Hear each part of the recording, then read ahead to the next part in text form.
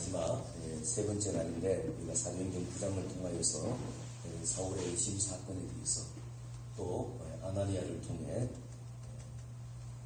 그를 이방의 사도로 부르시고 또 성령으로 충만하게 하시는 주님의 모습에 대해서 계속 나누고 있습니다. 오늘은 마지막 시간으로 그리스도 예수의 사람으로 하는 제목으로 말씀을 같이 나누려고 합니다. 이제 지금은 야구 시즌이 끝났지만 프로야구 넥센 히어로즈의 박병무라는 선수가 있습니다. 입단하던 당시에 거프로 홈런 선수로 아주 각광을 받고 2005년 LG 트윈스의 1차 지명으로 입단을 했는데 그러나 생각 이하로 아주 초라한 성적을 남기게 되었습니다.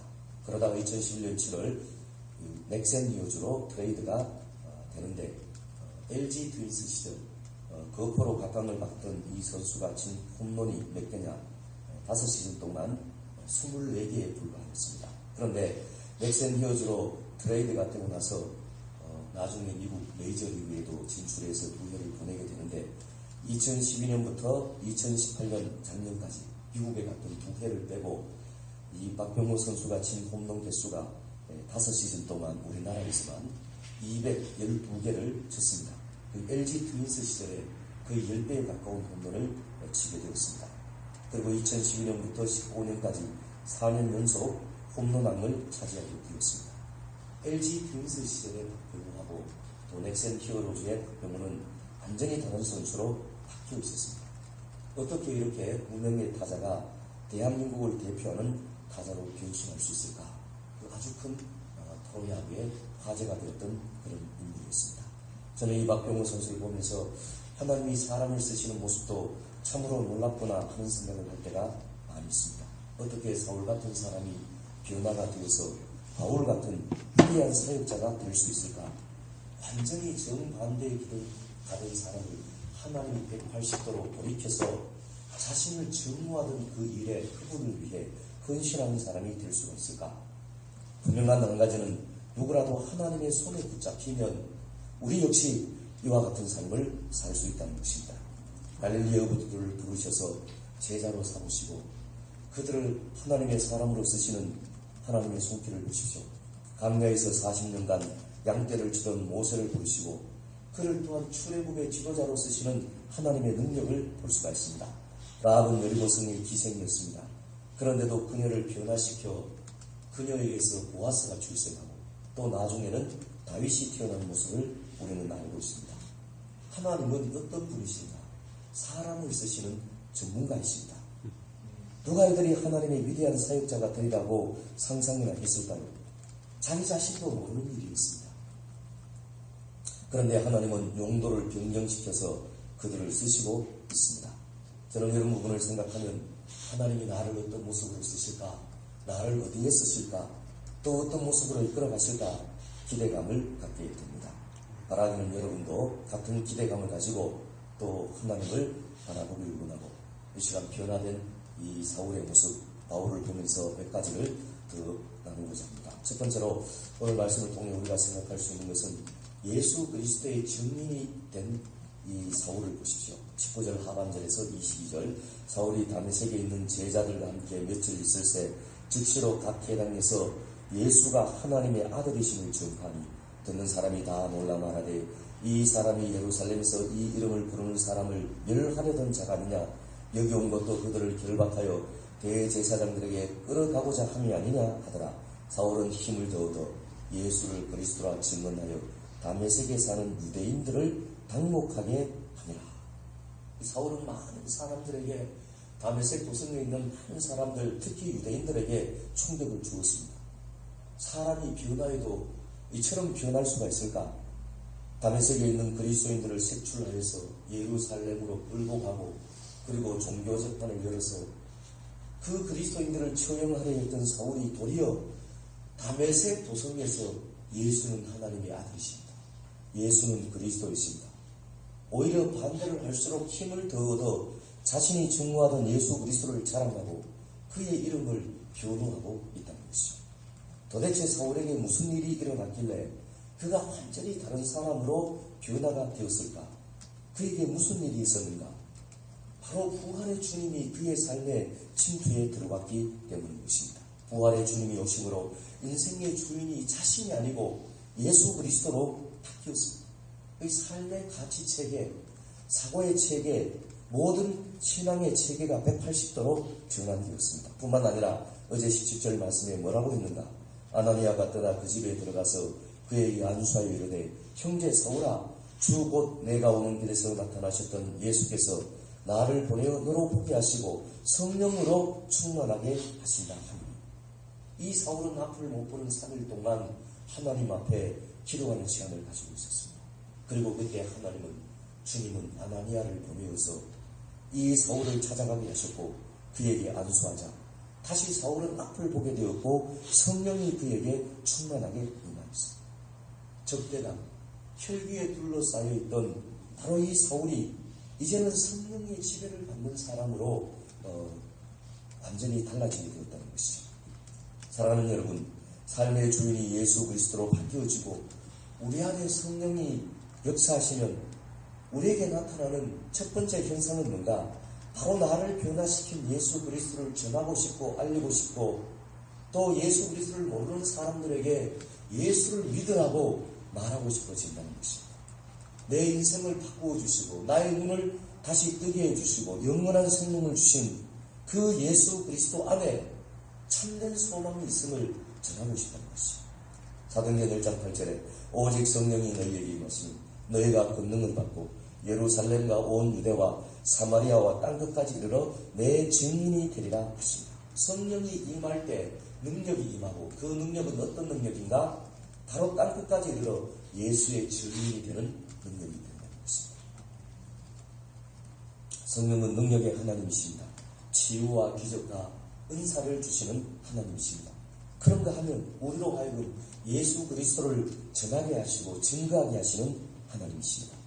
예전 같으면 세상 친구를 만날 때 그저 세상 돌아가는 이야기 그냥 이런저런 이야기 하다가 헤어진 나 자신이 이제는 성령이 충만하게 임할 때 그에게 예수를 전하고 싶고 이 친구도 예수를 믿어야 하는데 너도 예수를 믿으면 좋겠다. 그를 위하여 간절히 기도하는 마음이 생깁니다. 또 직장에 같이 일하는 사람도 단순히 업무를 같이 보는 사람이 아니고 저 사람도 예수를 믿으면 좋겠다. 내가 만난 예수를 만났으면 좋겠다. 언젠가 기회가 있으면 예수를 전해야지. 항상 기회를 엿보는 그런 삶을 살게 된다는 것이죠. 왜 그런가? 성령의 가장 큰 바로 사역은 예수 그리스도를 증거하게 하시는 사역이기 때문입니다.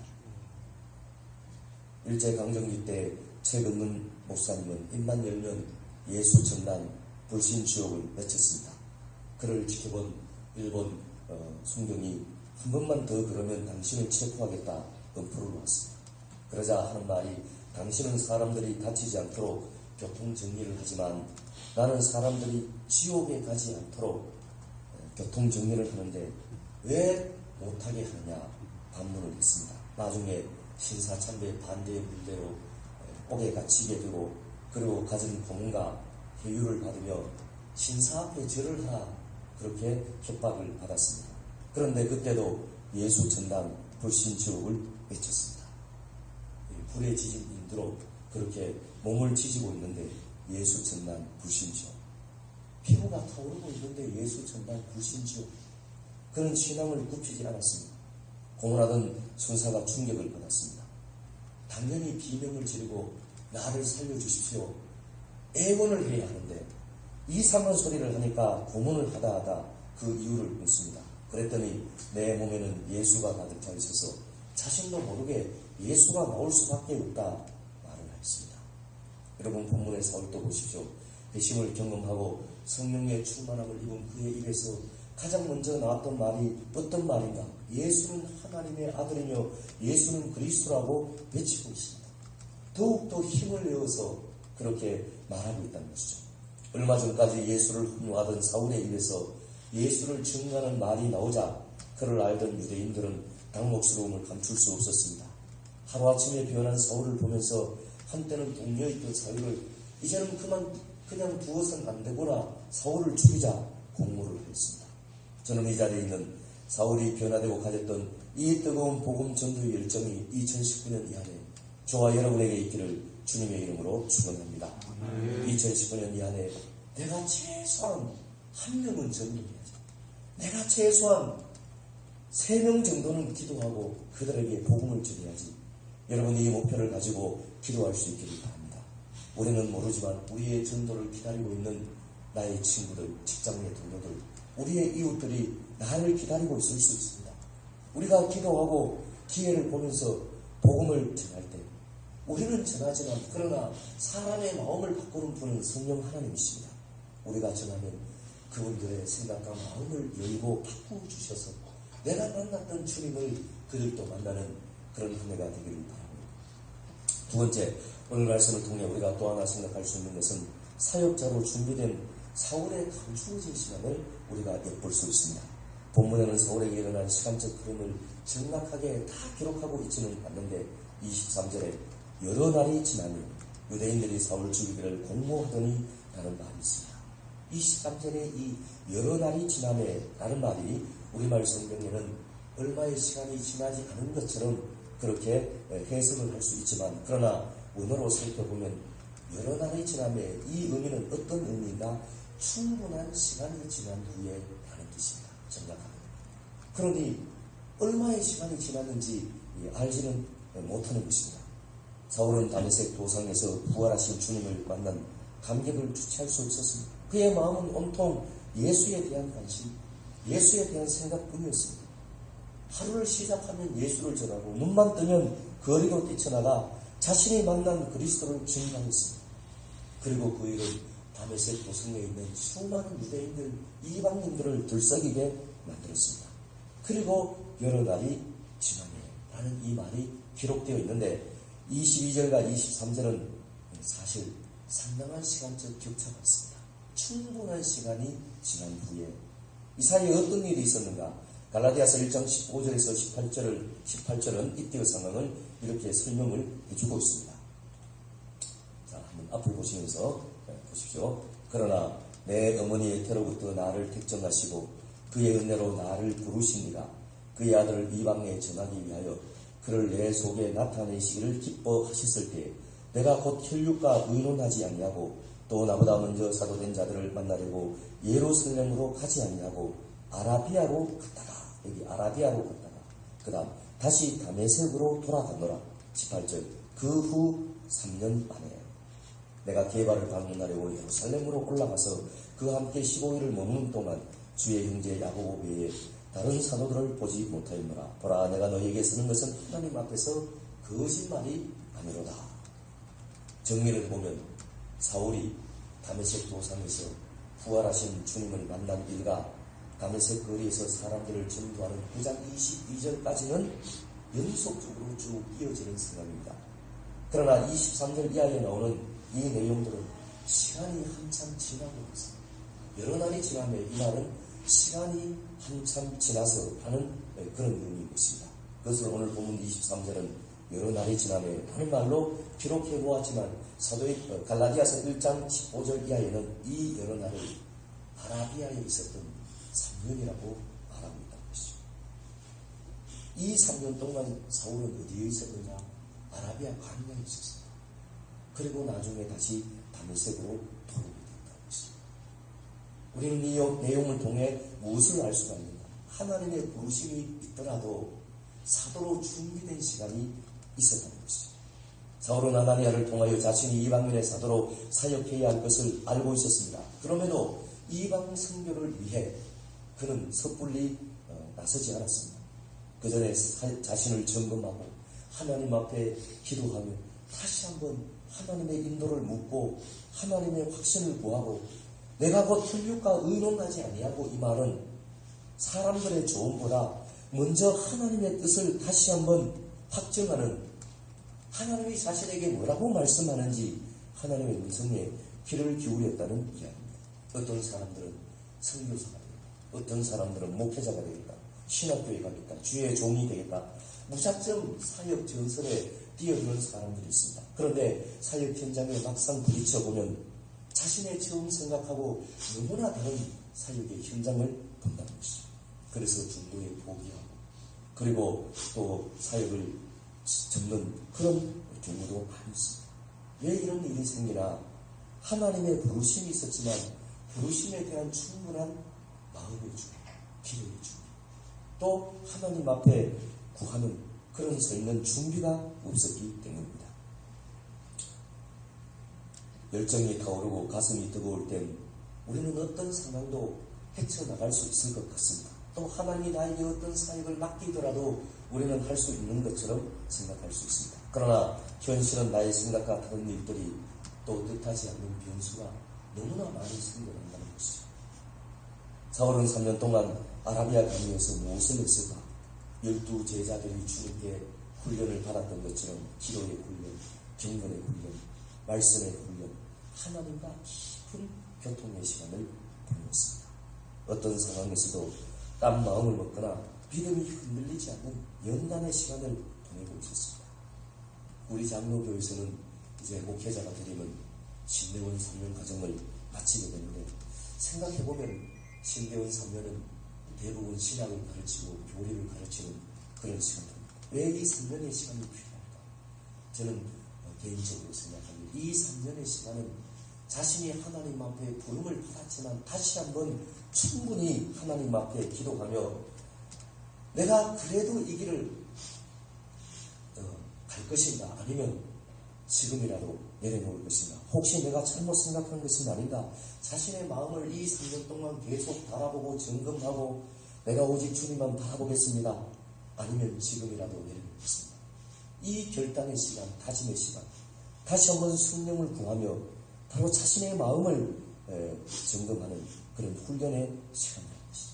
이 시간을 거치는 사람하고 거치지 않는 사람하고 당연히 현장에 뛰어든 자세는 같을 수 없다는 것이죠. 사람의 마음은 은혜를 받을 때 마음이 다르고 은혜가 없어질 때 마음이 달라질 수밖에 없습니다.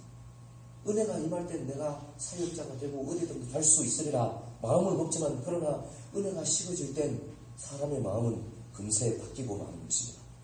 여러분, 사도가 어떤 직분인가?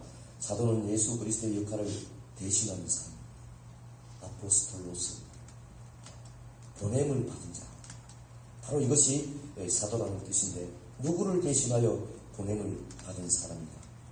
예수 그리스도를 대신하여 보냄을 받은 사람입니다. 이런 의미로 본다면 여기에 있는 우리도 사도는 아니지만 예수님을 대신하여 우리는 예수님의 손이 되고 발이 되고, 그리고 예수님이 보내신 곳에서 교회를 섬기며 사역의 현장에 서 있는 사람들입니다. 우리가 하는 사역은 우리의 사역이 아니에요. 예수님을 대신하는 사역. 내가 있는 자리는 예수님을 대신해서 있는 자리입니다. 그러기에 부름받은 자로서, 사역자로서 우리가 가져야 할 자세는 무엇보다 나를 부르신 주님 앞에 순종하며 주님을 바라보는 신앙입니다. 설교를 하더라도 주님을 바라보고, 찬양을 하더라도 주님을 바라보고, 또 교회의 어떤 일을 하더라도 주님을 바라보고, 직장에서나 학교에서나 언제나 우리는 주님을 바라보는 신앙을 잊지 말아야 합니다. 나는 주님이 불러주신 주님의 종이구나, 주님이 나를 세워서 일꾼으로 삼아주셨구나. 사울은 아라비아 강야에서 이 3년의 시간을 철저하게 보내었다는 것이죠. 그리고 멋있게 쓰임받는 그의 모습을 볼 수가 있습니다. 사울은 사역을 다 마쳤을 때 마지막에 어떤 고백을 하는가? 디모데후서 4장 7절에서 8절, 자, 우리 같이 한 목소리를 읽어보도록 합니다. 시작. 나는 선한 싸움을 싸우고 나의 달려갈 길을 마치고 믿음을 지켰으니 이제 후로는 나를 위하여 의의 면류관이 예비되었으므로 주 곧 의로우신 재판장이 그날에 내게 주실 것이며, 내게만 아니라 주의 나타나심을 사모하는 모든 자에게도 이라. 그 점검하고 하나님의 확증을 가지고 살고 있을 때 누구든 이런 사울과 같은, 바울과 같은 고백의 자리에 서게 된다는 것입니다. 마지막 세 번째로 오늘 말씀을 통해 우리가 또한 알 수 있는 것은, 하나님이 부르신 사역자는 하나님이 책임져 주시고 그의 앞길을 인도해 주신다. 본문 23절 이하를 보면 본격적으로 사역의 현장에 뛰어든 사울을 하나님이 어떻게 인도해 가시는가. 23절에서 25절은 다메섹에서 있었던 일을, 또 26절에서 30절은 예루살렘에서 일을 기록하고 있는데 다메섹에서는 사울을 죽음의 음모로부터 구하여 주셨으며 예루살렘에서는 복음을 전하는 일을 도우시고 또한 위험한 상황에서 피할 길을 내주시는 주님의 모습을 볼 수가 있습니다.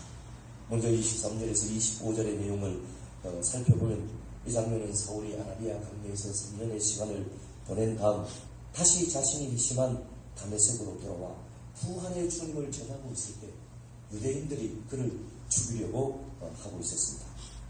23절에서 25절 같이 한번 읽어보도록 합니다. 시작. 여러 날이 지남에 유대인들이 사울 죽이기를 공모하더니 그 계교가 사울에게 알려지니라. 그들이 그를 죽이려고 밤낮으로 성문까지 지키거늘 그의 제자들이 밤에 사울을 강주리에 담아 성벽에서 달아내리니라.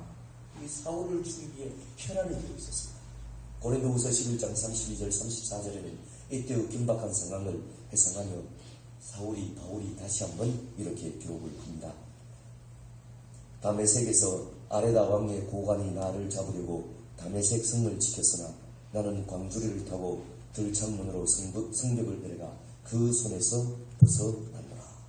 그 다메섹의 왕이 사람을 불러서 이 다윗을 잡고 죽이려 할 때 다윗은 하나님의 극적인 도움으로 광주리를 타고 그 성을 빠져나오는 그런 사건이 있었다는 것이죠. 아라비아 강야에서 다메섹으로 돌아온 사울은 생명의 위협을 받는 그런 위기에 있었습니다. 좋은 일이 자기를 기다리고 있었던 것이 아니었습니다. 이전에도 예수를 전하다가 다메섹을 들썩이게 했던 그였기에 사울이 또다시 이 다메섹에 나타났다라는 소문을 듣고 유대인들을 비롯하여 왕의 고위 관리들은 서로 손을 잡고 사울을 체포해서 죽이려 했었습니다.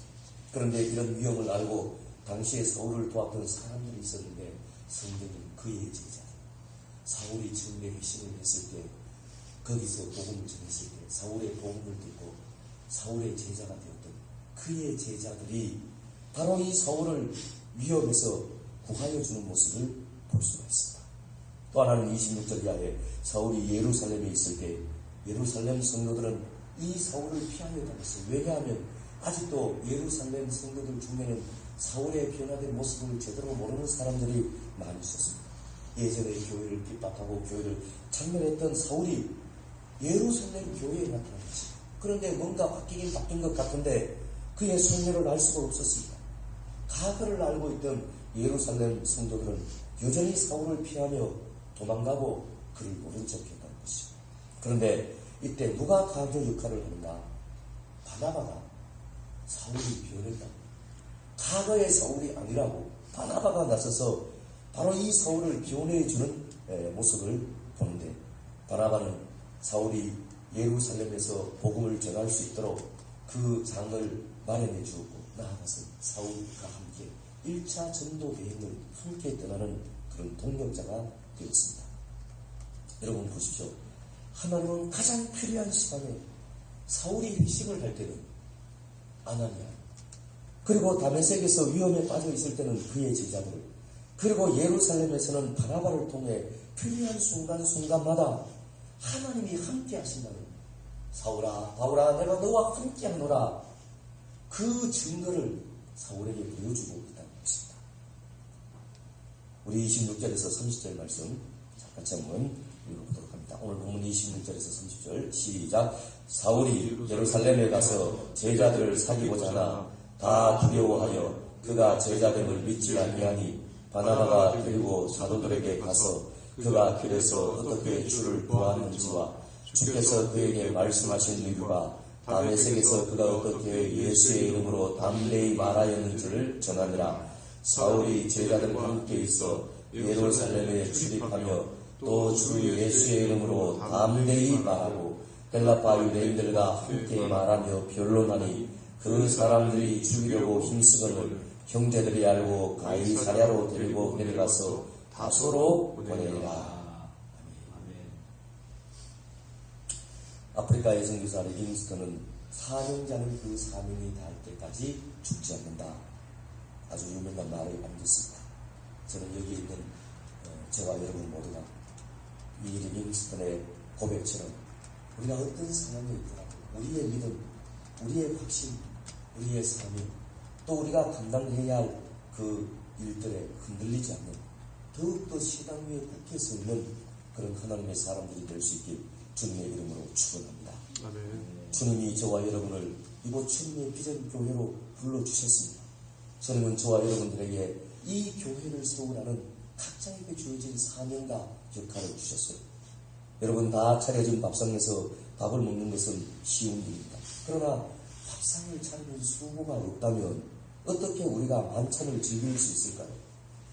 우리는 지금 어떤 상황에 있느냐? 밥상을 차리고 있는 중에 있습니다. 우리의 기도와 생명과 우리의 헌신은 건강한 밥상을 위한 수고요, 헌신이라고 할 수가 있습니다. 차려진 밥상에 밥을 먹는 것보다 때로는 밥상을 차리는 수고가 오히려 더 기쁜 일인 것입니다. 여러분 이 기쁨을 맛보고 이 기쁨을 누리고 이 기쁨을 나누는 사람이 되십시오. 하나님이 부르신 사명자는 하나님이 앞길을 책임져 주시고 인도해 주십니다. 우리 마지막 31절 사울의 이런 회심의 사건이 있고 나서 어떤 일이 나타나는가. 31절 자 같이 읽습니다. 시작. 그리하여 온 유대와 갈릴리와 사마리아 교회가 평안하여 든든히 서가고 주를 경외함과 성령의 위로로 진행하여 수가 더 많아지니라. 그 앞에 초대교회가 박해를 받던 일들이 일어나 또 사울의 회심 사건이 일어나 교회는 더 약해진 것이 아니고 오히려 더 평안하고 든든히 서나가는 모습을 볼 수가 있다는 것이죠. 하나님은 어떤 하나님이신가? 반전의 하나님이십니다. 교회를 핍박하던 사울이 변하여 다울이 되리라고 누군들 생각이나 했겠습니까? 하나님이 우리를 이곳으로 보내리라 우리 중에 누가 생각한 사람이 있었습니까? 그런데 하나님은 2년 6개월간 우리를 이끌어 오셨습니다.